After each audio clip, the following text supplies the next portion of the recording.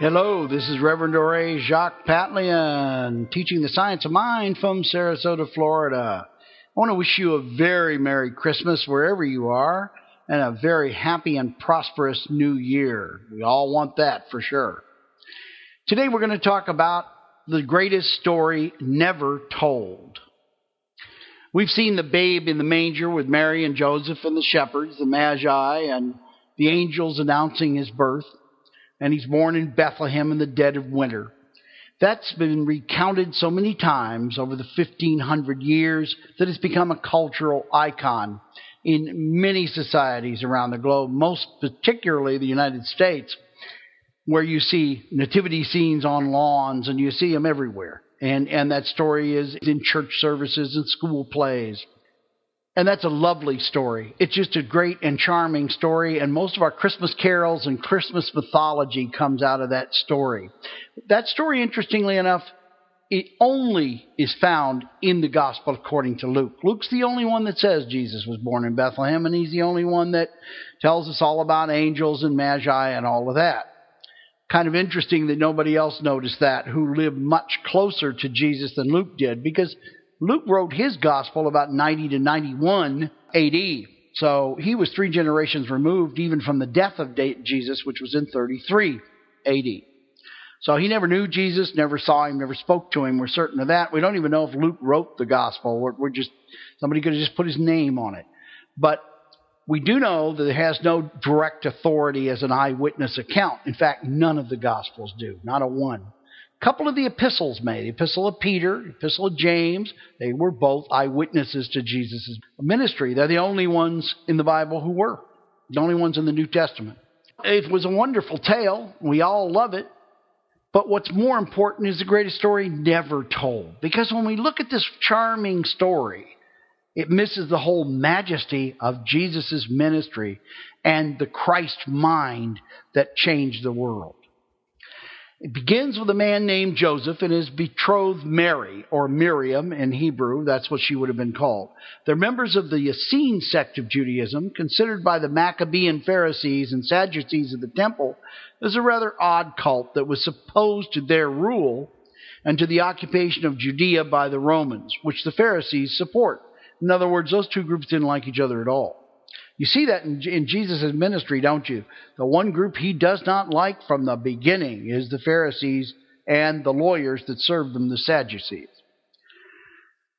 Joseph marries quite late, which makes a good sense because as an Essene, he would have married late, if at all. Many Essene men didn't marry at all. His bride was 20 years his junior, and all went well until she showed up being pregnant during their betrothal, which was about a year's time. Now, pregnancy out of wedlock was a most serious thing in ancient Jewish society, which could even lead to death by stoning. Punishment was pretty severe in those days.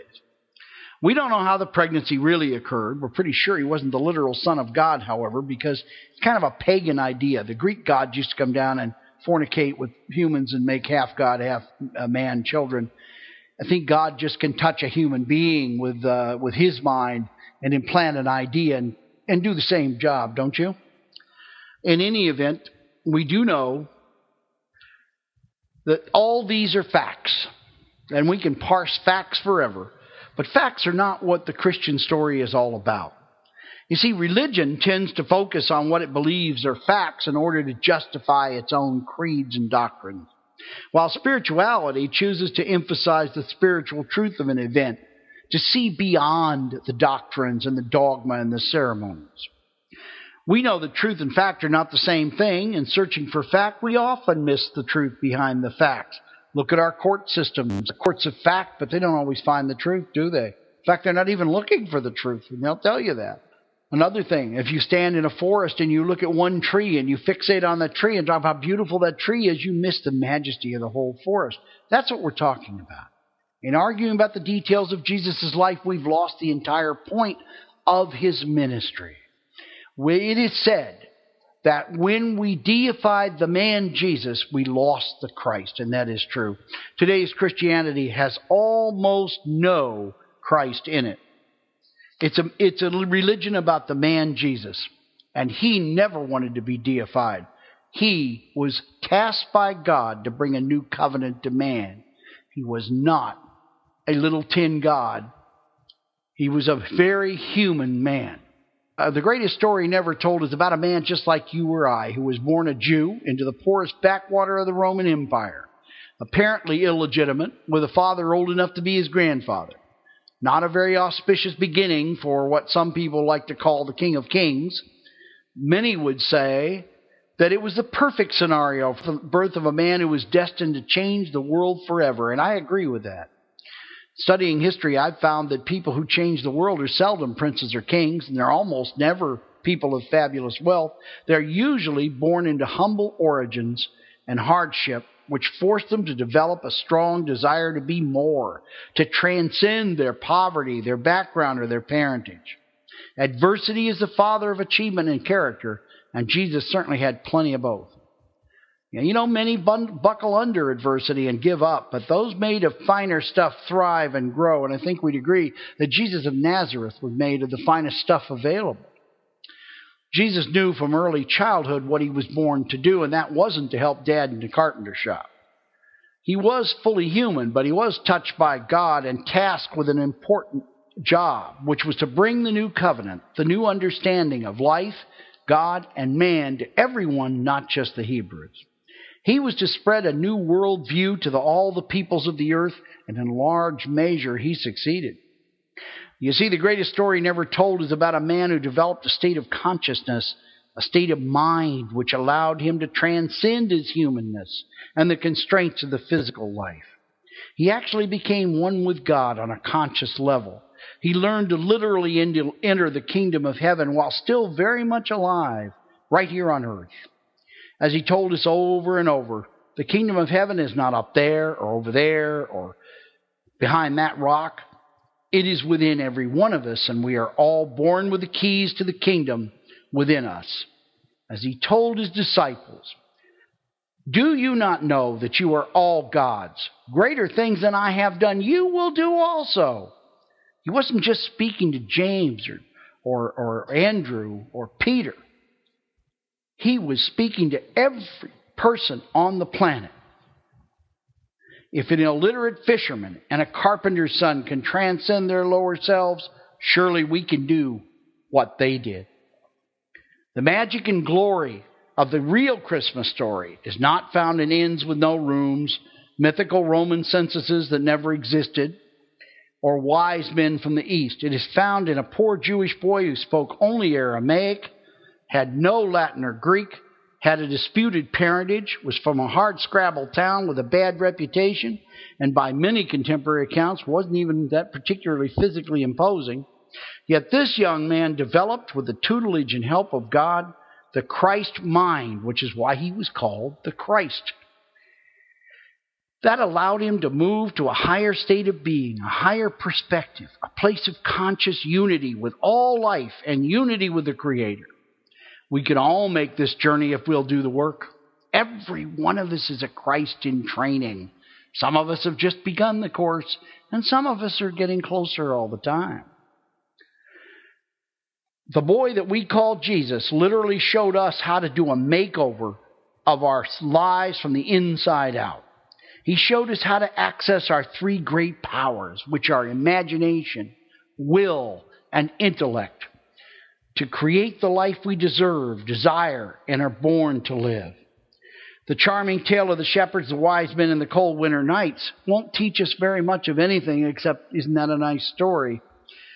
But when you understanding the greatest story never told, you'll become empowered to create the kingdom state of mind right here and right now.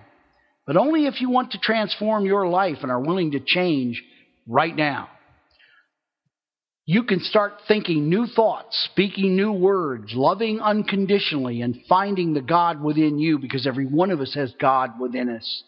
We call it in Science of Mind the indwelling God. You can call it the Holy Spirit if you're more comfortable with it. The indwelling God and the Most High God, the God of the cosmos, are one and the same, because God is everywhere present. There is no spot where God is not, and that includes us, ladies and gentlemen. You can develop a relationship with your indwelling God. You can embrace that spirit within you every hour of every day, in your sleeping and your waking, in your going and in your coming, in your work and in your play. Talk to God. He'll answer if you're open to hearing, but he won't sound like Charlton Heston and the Ten Commandments. It'll be your voice, but you'll know it isn't you, because he'll be saying things you might not say. Because the greatest mind in the universe is the mind of God, and I want to get all the information I can from it. How about you? Talk to God. It's a good idea to have these God conversations in private. However, it can really freak out regular people if they overhear you. Do it today. Say goodbye to your old way of thinking and speaking and living. That old life has to die, for the new life to be born. And that is hard for most of us to do. But it must be done. If you really want to transform your life, you've got to transform your mind. And that means you can't put that new wine in that old wineskin of that old mind of yours. As you change your life, your life will change all around you. If you don't change inside, nothing permanent will ever change outside. You are the author of your life, and you write this life with the pen of God in your hand. My wish for you is that you know God as your best friend, and that you break free of the facts that shackle you to the lies of your five senses. Find the higher mind, the higher truth, the higher life, and know God at last. May each and every one of you have a most Merry Christmas, a wonderful holiday season, and a fine New Year. God bless. Bye-bye for now.